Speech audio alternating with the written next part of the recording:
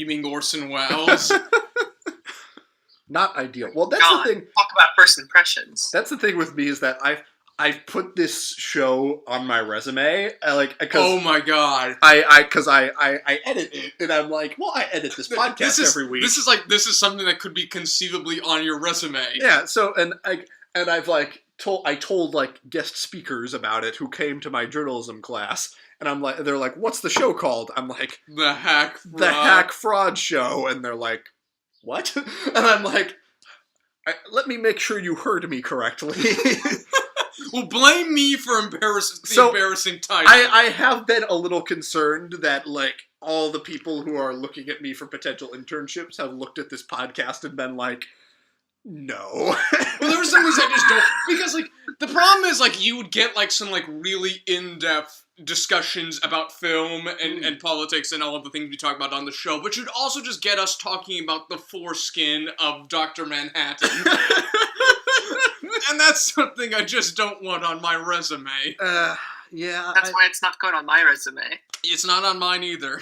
Perhaps I should rethink this. I don't know. I'm gonna have to make some phone calls this week. I mean, you did think of, like, hey, they're gonna get the blue dong at some point. Well, I think that, it is a real podcast, and real podcasts do talk about blue dong, and I think the content of it should not affect the fact that I do it and I edit it, and it's a real thing that we put a lot of work into. Yeah, that is true, even if we're not willing to spend money. Goodness. But Reed is using a real microphone for perhaps the first time ever. This is actually on my laptop. Well, so is mine, and mine has always sounded fine. Yeah. So. You're not just like just chewing your microphone. Chewing your iPod headphone microphone. All right, we've now talked for almost 3 minutes about meaningless bullshit. So as we do. Welcome back to the Hack Fraud Show. It exists. Yes, this is Tyler. I'm John. Don't throw up, please. We're begging you. I am holding it back. I'm trying to hold it back. Well, you could just say I am Dr. Reed of the Bohemians. That's Dr. Reed, PhD. And this is Satoshi Kon week. And yes. After we pushed this episode back specifically so Warner could do it, Warner became tied up and was unable to join us this week. I'm not blaming him for this. I want to, but I can't. I want to. Well, maybe we want to, but we must agree that circumstances were at least somewhat beyond his control. Indeed. Yes. So, sorry, Warner. I think this isn't the first time this has happened. Yeah, I don't think it is either. Something tells me he just needs better planning skills. Well, that's a well-known truth fact. But, so, this is Satoshi Kon week. We looked at... two movies. 2006's, I think? Yeah, 2006's Paprika. And 2001's Millennium Actress. Ooh. Did one real Reed watch one or both of these movies this week? I am no longer one real Reed. I am yes! Two real Reed. Real Reed. Well, you just messaged me about Paprika and you said, I might have to watch that again. Yeah, I didn't watch that again. But you did watch Millennium Actress, which is what you were supposed to do. Don't get angry at him for doing what he was supposed to do. I mean, yes, I did watch the English sub of it, which was a little revolting, but that's okay. Oh, you watched the dub. Oh, I forgot. He watched the dub of what? Of Millennium Actress. Oh. Oh, no. Don't trust non-Disney dubs. This is just a rule. But, like, aren't some Disney dubs just not that good, though? Yes, but then you get some masterpiece. Like, I love the Howl's Moving Castle dub. Oh, the Howl's Moving Castle dub is a masterpiece. Yeah. The Spirited Away dub is also fine. Yeah, it is. I have some issues with, I think it's, like, the same person who voices Lilo, and Lilo and Stitch voices... Chihiro, yeah. And I'm like... It's fine. I will say, and this was probably dictated by the way the animation was, but there's one line where she's like talking to her parents as pigs, and she just yells it, and it's a very long line. Yeah. I'm sure that worked better in Japanese, but yeah. Anyway, I guess we're just learning that Japanese is just a more expressive language. I think that's true. The voice actors in Japan tend to have a little bit more enthusiasm. Yeah. if you can call it that. Gusto, as you may. Sure. But before we talk about those movies, what have we been watching? Okay. I'm not sure if this actually counts, but I'm just gonna throw it out there. So I watched a documentary, Okay. a very short documentary, like 15 minutes. I think it might have been longer, but I don't know. It was a Vice documentary on North Koreans in Poland, without the formal knowledge and acknowledgement of the Polish government. I think I've seen this documentary. It's been a while, but I think I've seen what you're talking about. I definitely have not. Yeah, it's like this.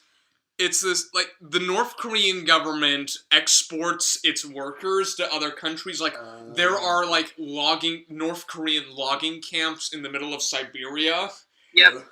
And, like, there's, like, you'll just have, like, on a Polish construction, like, a Polish shipping yard or a Polish really, construction shipyards site. are, like, agricultural greenhouses out in the country. Yeah. And there'll just be North Koreans on the payroll. And they all go back and live in little North Korean public housing in Poland. It is. What's interesting as well is that, like, several, like, especially like some chains of the Polish government don't distinguish between North and South Koreans. They just which is really interesting. Like, the bureaucratic negligence that allows this to happen is pretty fascinating. Yeah. And, like, how, like, they go, like, to a bunch of, like, Polish government figures, and they're all like, we don't fucking know. You didn't talk to anyone. Interesting subject. Yeah. Also, like, the Vice, like, there's a Vice piece where they go to the Siberian logging camps, and it's fucking fascinating. Shane Smith. They go on the Trans-Siberian Express, and a drunk guy tries to fight them. They get a former chief of the police to break them into illegal territory. It's fascinating. And it's revealed towards the end that, like, when they visited, they were basically in the same area as then President Dmitry Medvedev was meeting Kim Jong-il. Well, this sounds fascinating, and I should probably watch more Vice. But you may not know this, but I have a secret vendetta against Vice because interesting. Because my roommate would binge watch episodes of the Vice show from HBO. Sometimes while I was trying to do this podcast, so I have a slight vendetta against Vice. At least watch the North Korean stuff is fucking fascinating. I think I was also able to watch from the first season, like episode 10, when one of their amateurs went to North Korea along with some Harlem Globetrotters. Oh yeah, that's a thing. It was revealed that they got to meet Kim Jong-un, like, shake his hand. It was probably the most surreal thing. Yeah, because he loves basketball. Yeah, he loves basketball. And Dennis Rodman is like the unofficial U.S. ambassador to North Korea. It is the weirdest thing. Like, their North Korean stuff is fucking surreal and fascinating. Well, my vendetta against Vice is probably unfair and should actually be a vendetta against my roommate binge watching Vice when he should be doing other things. Yeah. So, I really got no actual beef with Vice. But regardless, they are hack frauds, but not distractingly so. Oh. Yeah, they're one of the best kinds of hack frauds. That's good. That's good. Basically what I've been watching. All right. Okay. Well, Tyler, what have you been watching? All right. Well, I've been watching several things. Goody. I've decided that if I'm bored, I should be watching a movie. So I've taken to getting DVDs from the library, and this past week I finally watched Alex Cox's film Repo Man, which has been on my list for quite a while. Starring the great Harry Dean Stanton, along with Emilio Estevez and some other people. That you may like. So this is a movie that feels absolutely no need to explain itself. And I was talking with John about this because I realized recently that there seems to be an epidemic with modern screenwriters that you need to explain everything. Like, we tied this to sort of, like, internet culture and, like, pouring this, like, instinct to, like, pour over something and, like, find clues and try to explain it when, like, that's not the fucking point of movies. Yeah, well, so this movie, it opens with a guy with an eye patch driving a Chevy Malibu along a desert road. A police officer pulls up, opens the trunk. There's a bright flash of light, and it's a very poor special effect, but where you like see his skeleton. The trunk shuts and the car drives away. Like pan down to show the cop's boots smoking and nothing else remaining of him. And there is no real explanation for this throughout the rest of the movie. It's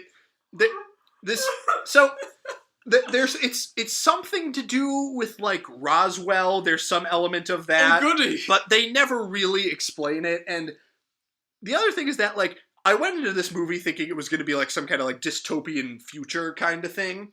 It just looks like LA in the 80s. And there's like a couple of touches that suggest a weird like future, like the fact that most food products are like generic, like labeled, like just like plain like white cans or packages with like generic labels like food. Like there's a can that just says food. There's cans that say drink. There's beer. There's chips. And there's a bunch of products like that. So this movie sounds right up my alley. It's a very entertaining movie. It's very strange. It was maybe just a little too just out there for my taste. I did enjoy it, but it's and I don't want to spoil anything, but this movie ends with Emilio Estevez and another guy flying over LA in a bright green glowing car. So and I heard that and shouted sold. That's Repo Man. I enjoyed it. And Harry Dean Stanton is great. Well, Harry Dean Stanton's always great. Yeah. That's just a rule. Yes. I've read some festival reviews of his upcoming film Lucky. Yeah. Lucky sounds fucking fascinating. It sounds incredible. So that's that. Let's see. I also watched Robert Altman's McCabe and Mrs. Miller. Ooh. The so-called anti-western, starring Warren Beatty and Julie Christie in the title roles. You know that we were not necessarily huge fans of Robert Altman. We were mostly cold on him. We did like The Player. And I kind of enjoyed Nashville. I may at some point come back to that movie. McCabe and Mrs. Miller is very interesting. It concerns Warren Beatty as McCabe, an alleged former gunfighter, shows up in this kind of still being constructed like northwestern town. Like this movie is very kind of they call it like an anti-western because it kind of is subverting a lot of western tropes. Like it takes place in like the Pacific Northwest, I think. Like I think it takes place in Washington, so there's a lot of like temperate forest kind of thing. The sets for this movie are incredible. Like it's all like it's kind of like There Will Be Blood, with like the town is like kind of still being constructed as the movie is taking place. So Warren Beatty shows up, decides to construct a whorehouse for the or start a brothel for the town. As you do. As you do. And then Julie Christie as Mrs. Miller shows up on a train and decides to partner up with him to launch a legitimate, like, thriving whorehouse. And it is kind of incredible. This sounds fascinating. It's a very interesting movie. And then there's some business where, like, the mining company that kind of runs the town wants to buy McCabe out, but he doesn't. He kind of overplays his hand with the negotiations, and it's an interesting movie. And the finale is kind of set against a snowfall, and it's got some very nice imagery. It's a good movie. I enjoyed it. It's a good movie. Yeah. This sounds fascinating. Julie Christie and Warren Beatty are both great.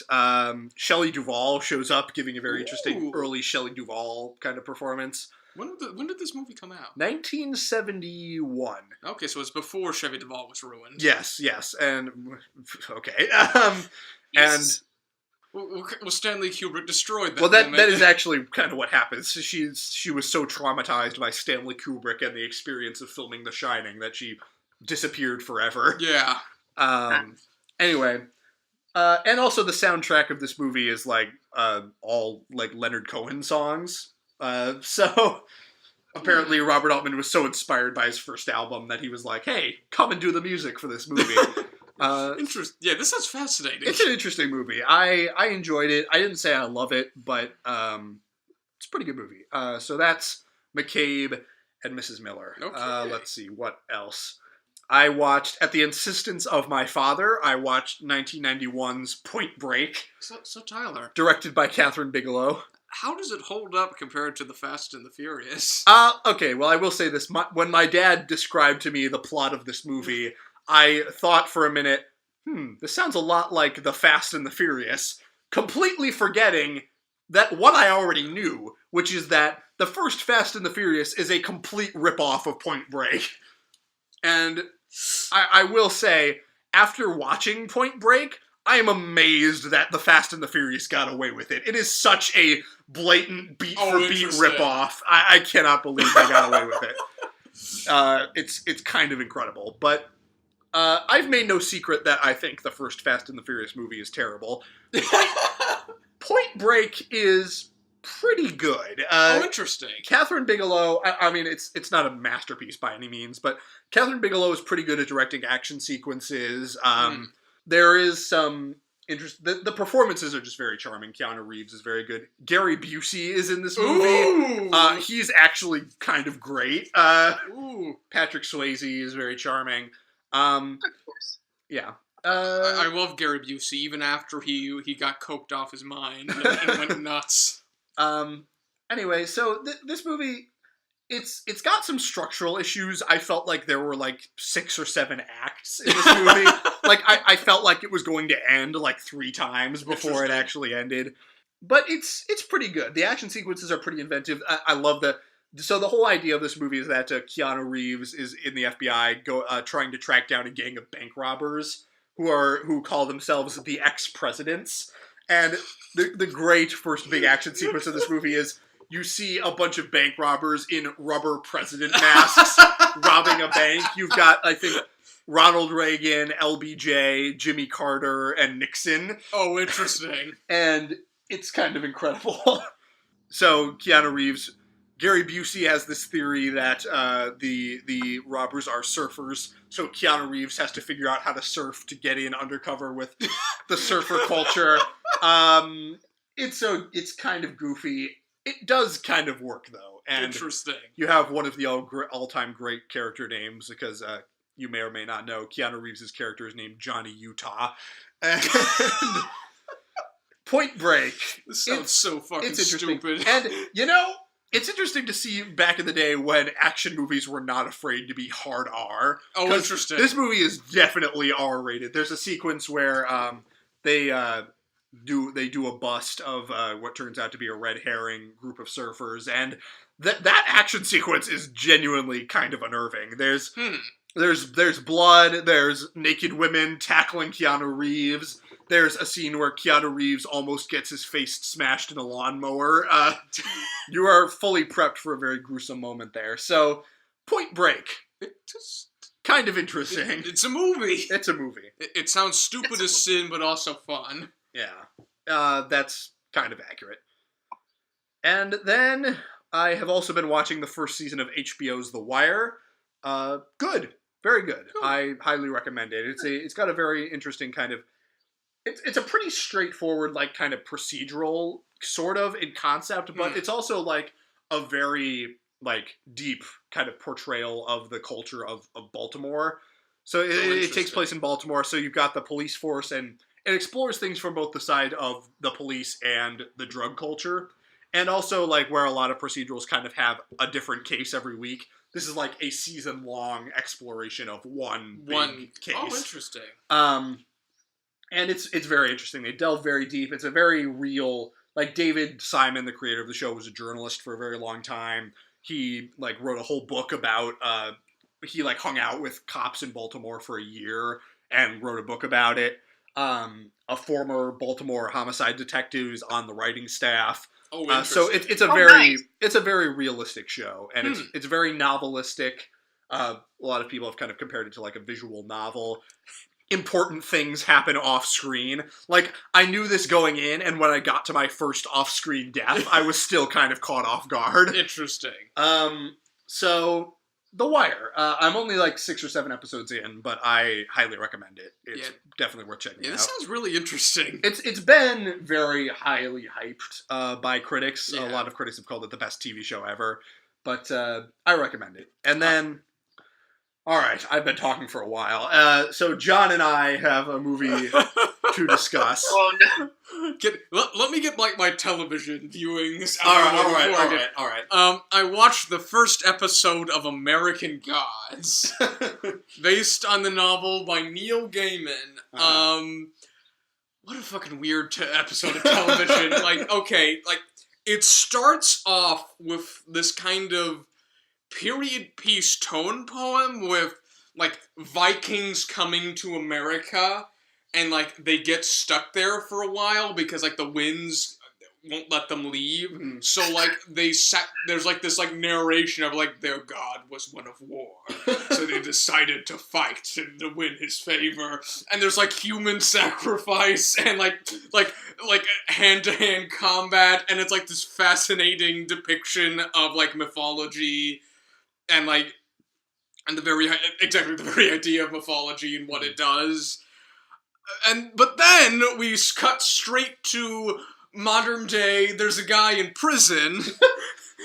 He gets out of prison, but then he learns, like, his wife is dead.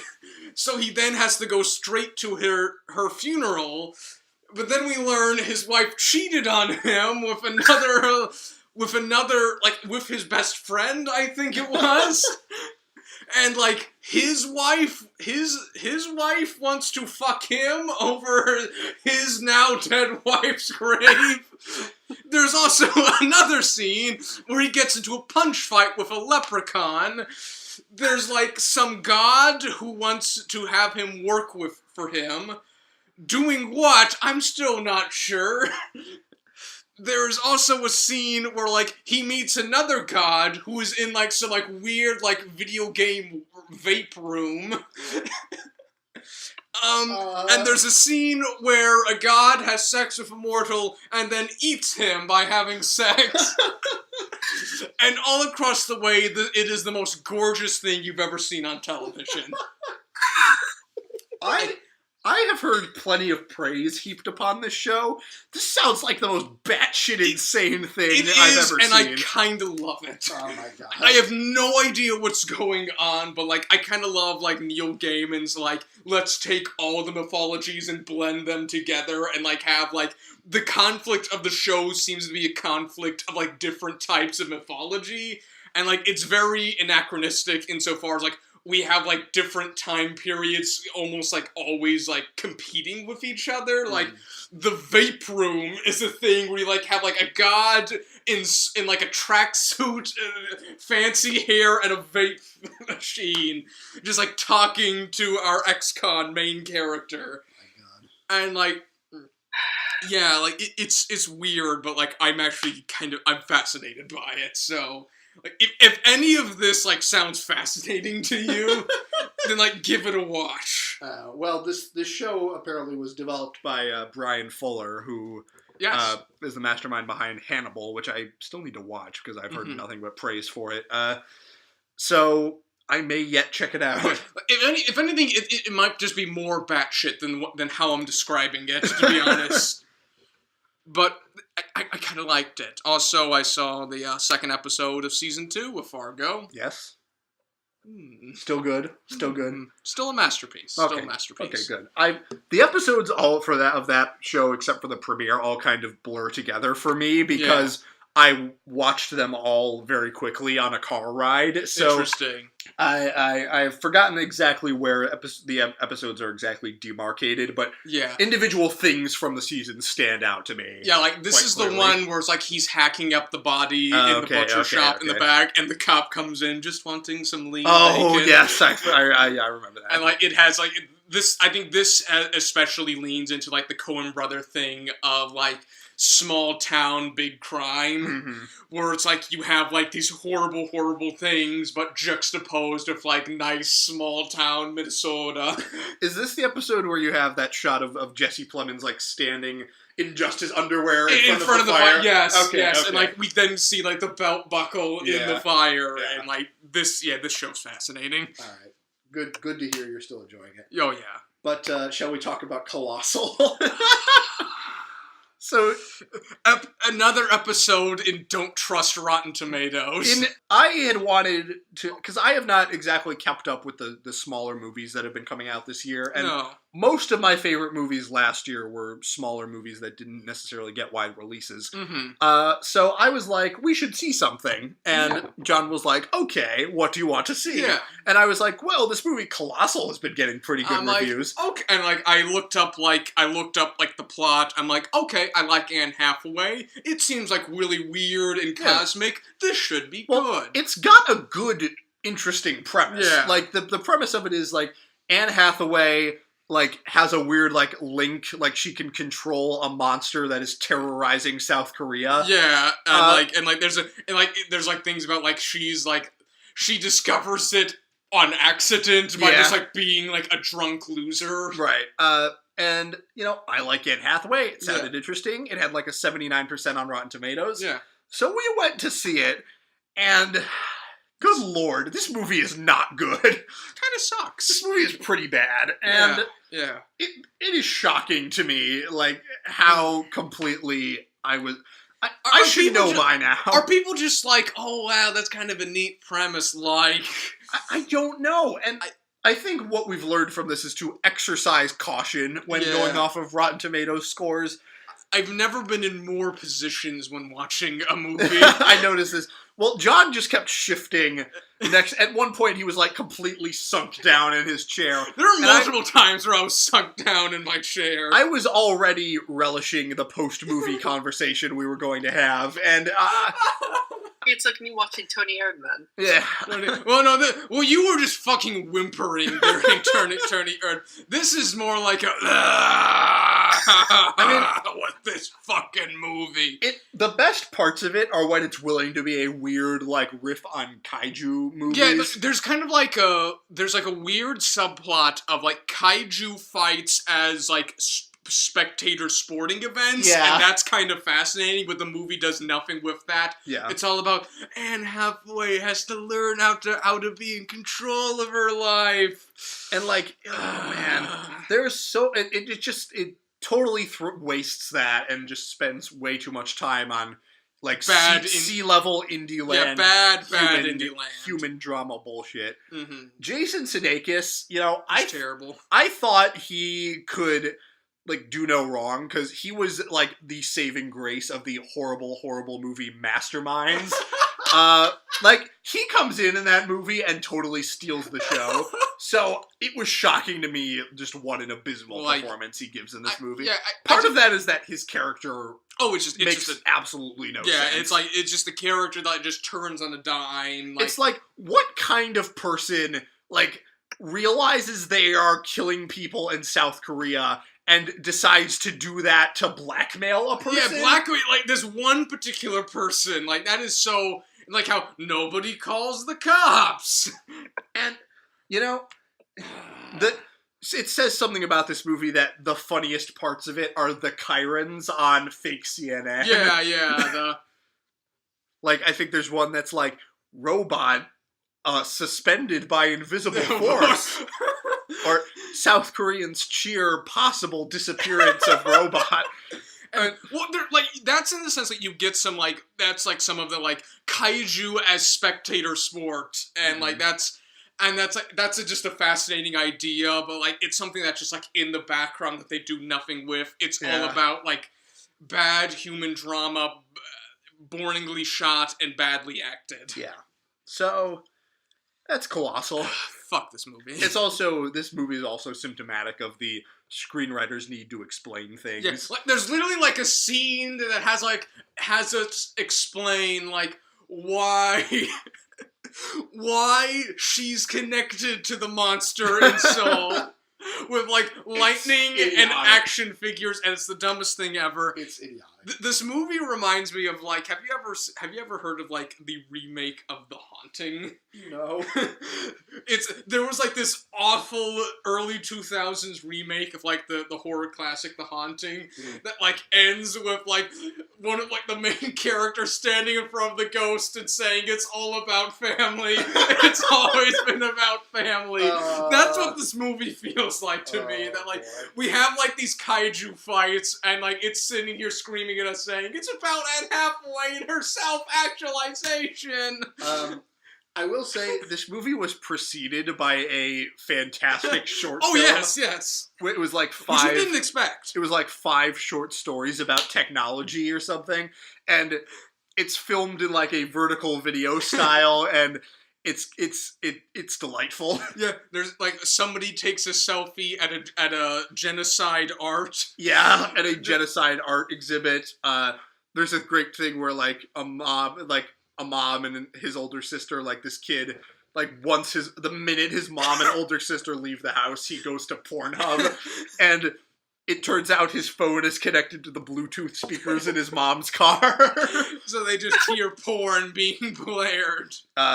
It's great. It's funny. So seek that out if you can. Yeah, I can't really remember what, like they divide the short films with like classical music and there's like a title screen, and it's fascinating. I love it. So yeah, at least we got that out of it. That's that. But I'm glad I paid $8 to see that. But let's talk about Satoshi Kon, shall we? Oh, yes, we shall. All right. So the late Satoshi Kon, I did not know he had passed until I happened to glance at his Wikipedia article. Yeah, that was a failing of mine. I should have told y'all.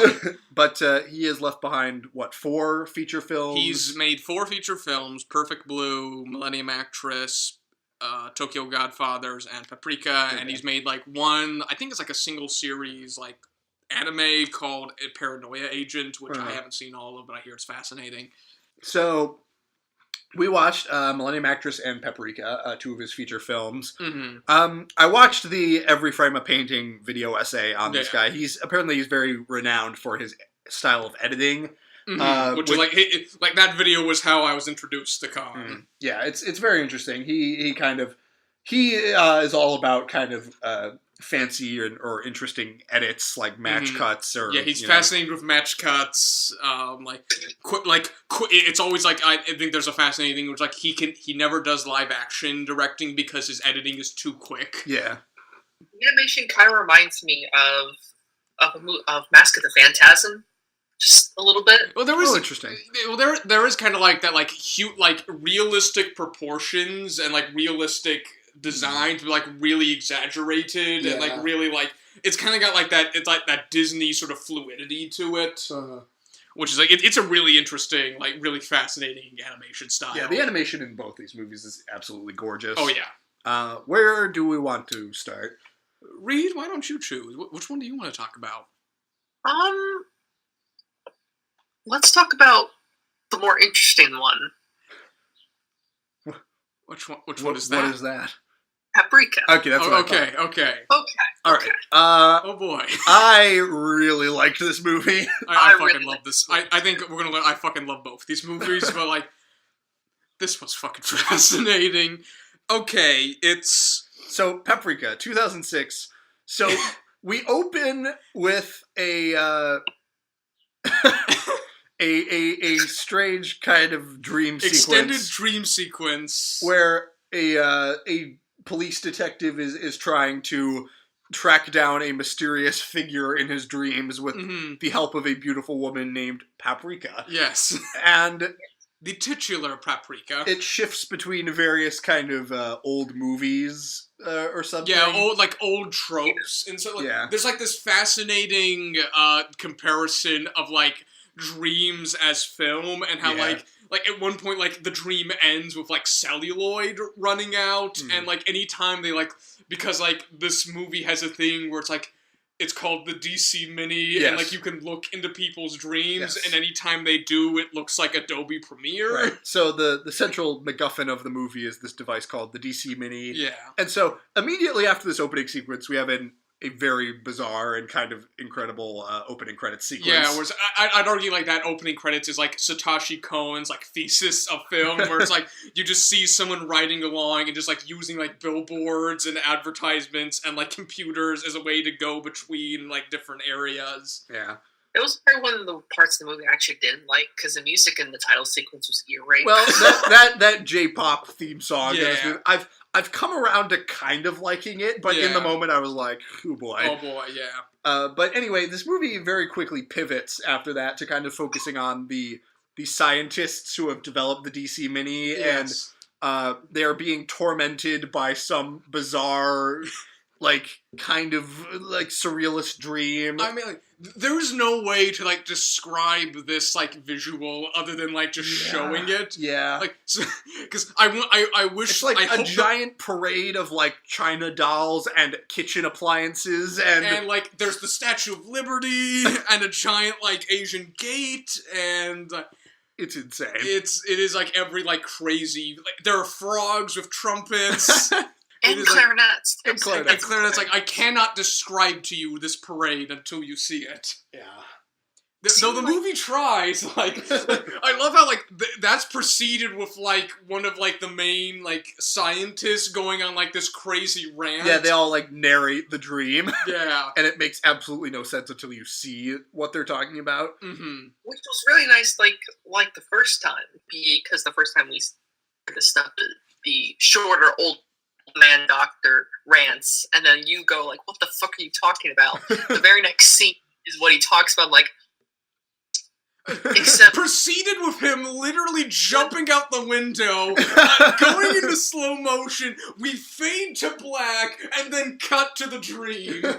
Which is such a particular way to do it, I don't think I could ever think of that. So, I guess this movie is, like, kind of, like, partially, like, a detective story of them. Yeah, like, the I DC think all of Satoshi Kon's movies are, like, detective tales and, like, a sort of, like, on, like, a certain level. Like, even Millennium Actress is like this. Like, the DC Mini has been stolen, and the scientists are trying to track it down.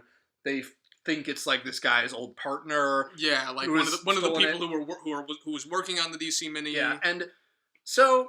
I think I might as well just clear this up right away. So, John, you and much of the rest of the internet have compared this movie to Inception. And Inception. I don't want to get bogged down with this Oh, yeah. because both movies, I think, are good in their own right. But yeah. although this movie did make me realize that I need to go back and rewatch Inception because I haven't watched it all the way through in a couple of years. But this movie has, you know, just the incredible, weird, like, sci-fi technology stuff of Inception. Although this movie did come out first. But it also has, like, themes and ideas and character arcs that movie is only grasping at. I want to say this, like, I kind of, what do you guys think this movie's about? Because, like, I have my own theory, and it's kind of, like, weird and nebulous. I think it's about, like, you know, kind of the identity and, you know, because this kind of, the central idea of this is, like, you find out that one of the scientists, I think her name is Atsuko. Yeah. Like, Paprika is really, like, her in-dream alter ego or something. There's kind of, like, superhero imagery with that. That's never totally explained, but you just kind of go with it. Yeah, it doesn't need to be explained. And I think it's kind of about that. It's about, like, dealing with your personal demons. It's got a bunch of, like, different threads going on. Like, the detective is kind of grappling with these things from his past. Yeah, like his guilt and, like, of, like, this friend, like... And this murder case that he's dealing with, which is actually never really comes to the fore. Yeah, it's just something, like, they solve off-screen with, like, a line of dialogue. Based on the opening of this movie, you kind of think this will be, like, a murder mystery with a bunch of weird, like, dream stuff. And it's really not at all. No, it's... Because, like, my theory is that it's all about technology and sort of, like, the dangers of technology. Like, for sure. We get that, like, constant comparison to film, and, and we have a constant discussions of, like, whether, like, this technology should be created, and, like, one of the characters is, like, this ultra, like, huge, childish person. Yes. Who was, like, always talking about, like, why wouldn't we want to create this? It's this magical dream. And, like, the scientist who created the DC Mini is just this huge, like, morbidly obese guy who's, like, really just a child. Like, they really say it multiple times. See, Tyler, I think I have to disagree with you on that because I think it goes beyond morbidly obese. He's satanically obese. there was some weird surreality in just how huge he is. Yeah, well, but... like, I don't want to be body shaming here, but like this guy, A, Yeah. is an animated character, and B, like it's insane. Oh yes, but also I think it's sort of like about like the dangerous technology. Like I made this comparison of like how like people thought like radio was going to be like this amazing magical thing, and it begat fascism. The same with film, and sort of like these like technologies that have like these technologies, and film is a technology. Sure. And like I thought about like Demelier's and how he thought like and how like his vision of films was like, oh, I can do magic tricks and like these extended like magic shows, but I can send them anywhere, and then we go to the Joseph Goebbels view of film as like something it as a manipulative force, like how like all the people in like the Dream Gaze do a fascist salute, and like how like the chairman is like a fascist figure of sorts, right. And like there's this idea of like we have to defend the sacredness of the dream, and there's lots of weird things about that. So like that's what I read from it. I think you're definitely right. I mean, technology is a major thing. I just think this movie is definitely like not about one thing. Oh yeah, like it's all over the place.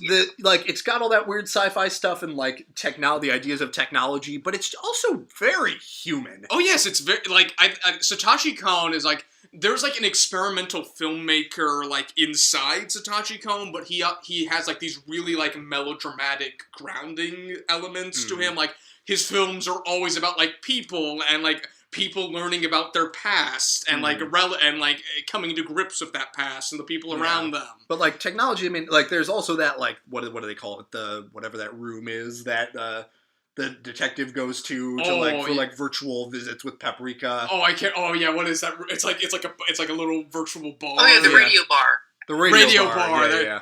Another reference to radio. Okay, yeah.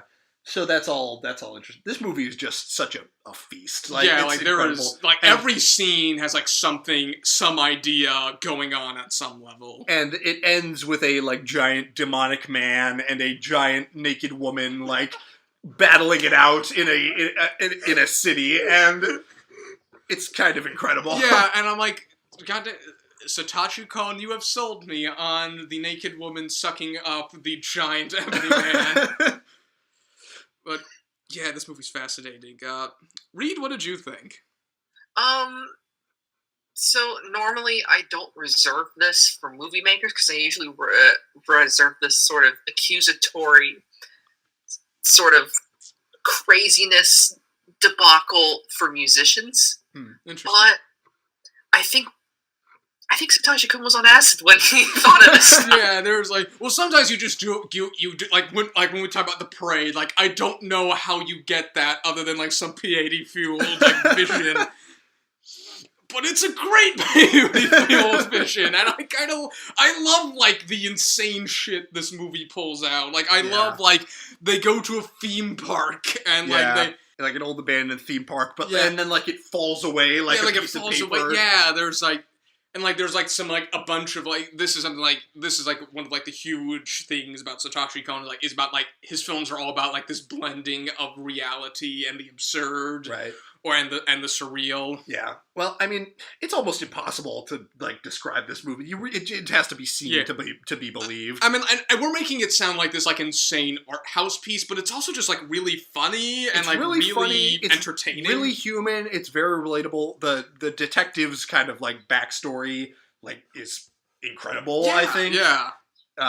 You kind of like he was like an aspiring filmmaker or something, and but then like he decided he was too scared. Yeah, it's great. I really like this movie.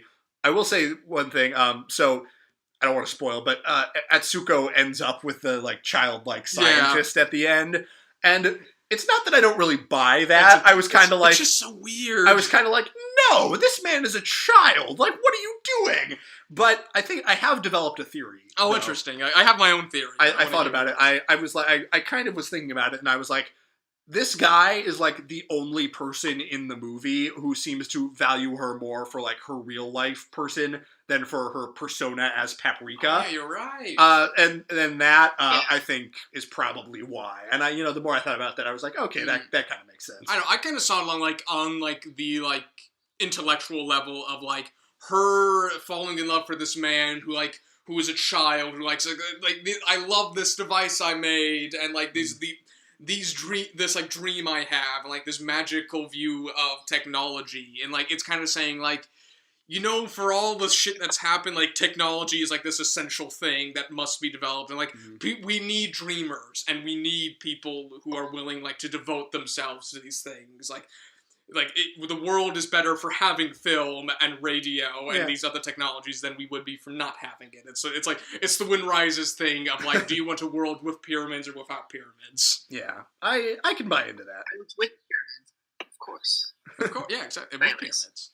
Yeah. Okay. I can buy into that, and I don't pretend to know what Satoshi Kon's rationale was. Oh no, and like I haven't. Like, I mean, this is the thing about film is that like you read things, like even without trying, you read things into these people. It's that, just like may not be there. All the other men in the movie are like, oh, she's Paprika. Yeah. Ooh. Yeah, you're right. And like he doesn't like that. He's not like that at all. He's about like the real life persona. Yeah, that's. It's interesting that like interesting. The guy who developed this device that lets you see into dreams seems to be the most like centered in the real world of everybody. Yeah, well, everyone else seems like there was like this film kind of has like this underlying existential crisis of like what is reality, of like I can see my own dreams projected in front of me, and like that sort of thing, that what that does to people. Yeah. This movie is fucking fascinating. I love it. I love it. It's great. What do you think, Reed? This is a trip, and I really want to see it again. It's really yeah. But I feel like every time I see it, it's just like me and my experience just drowning in acid. But I kind of want that. But it's someone's really interesting and intellectual acid dream. Yeah. Just make sure, like, the parade is, like, the thumbnail you use for this episode, because I just want people to see it. I will try to track it down. But that's Paprika. So, moving on. 2001's Millennium Actress. I also really enjoyed this movie. I love this. This movie almost made me cry. Oh. Let's see. Okay, it's about, like, you have, like, there's this studio being torn down, like, this golden age, sort of, like, Japanese studio is getting torn down, like, some guy who, like, I don't know, like, who, if he's, like, an independent, I think it's, like, he's, like, an independent, like, documentarian or something. I'm not sure. Also, huge fanboy of, like, the studio's greatest star, who is now gone into sort of, like, self-imposed exile. Chiyoko Fujiwara or something like that. Yeah, something like that. Yeah, so he and his cameraman, like, embark into the mountains to kind of track her down and interview her for this documentary. It's interesting. So this movie is basically like just her telling her life story to them, blended together with like her film career. And it all kind of takes the form of like her quest to kind of reunite with this painter, this rebel painter. Yeah, who this anti-government painter who she fell in love with as a young woman, and who just disappeared and she could never find him again. And like the movies like all kind of blend together with like her quest to find this guy. Like you're never totally sure if what you're watching is like supposed to be reality. Yeah, and like there's also like the documentarians like bleed into these movies. They show up in the flashbacks, like interacting with them. One of the more fascinating parts is that like they are being told the story as they're in the story. Yeah, as they're in this, and like you have like the fascinating image of they'll be like in Shinjuku, Japan, and he'll just be there with his little camcorder filming it, and that's just such a lovely image. Yeah.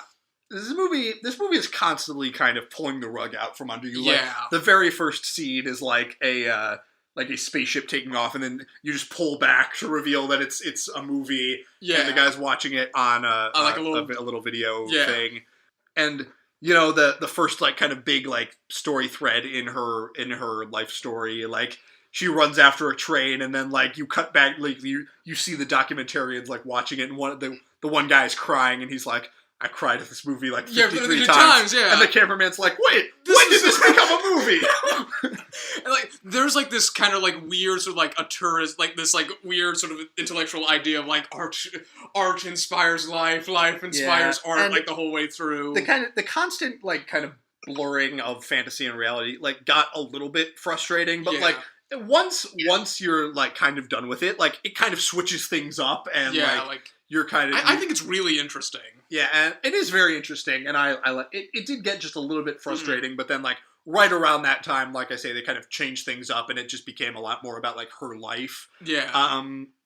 Towards the end of the movie, and so I was really into it. But one thing is like it's always about her life. It is always like about this story. It's just like it through became the lens. it became a little more clear. Yeah. With the things became a little bit more clearly demarcated.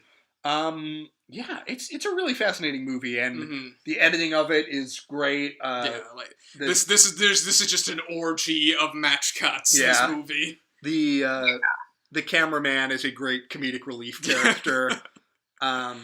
It's very kind of heartrending. There's an incredible like twist at the end of this movie where like a military policeman from her past like comes back to kind of apologize and like you find out that like the painter had been dead for decades. Yeah, like there's like that great line like she'd been following the shadow all this time. And yeah, I mean this movie is not as like batshit bonkers as Paprika. No, a few movies are, but there's still like an experimental like bend to it. Yeah, definitely. And I still really enjoyed it. It's got some great musings on like cinema and like the way it impacts people's lives. Yeah. And kind of what a career in it can kind of do to you. Yeah, this is kind of like a great movie about obsession. Yeah.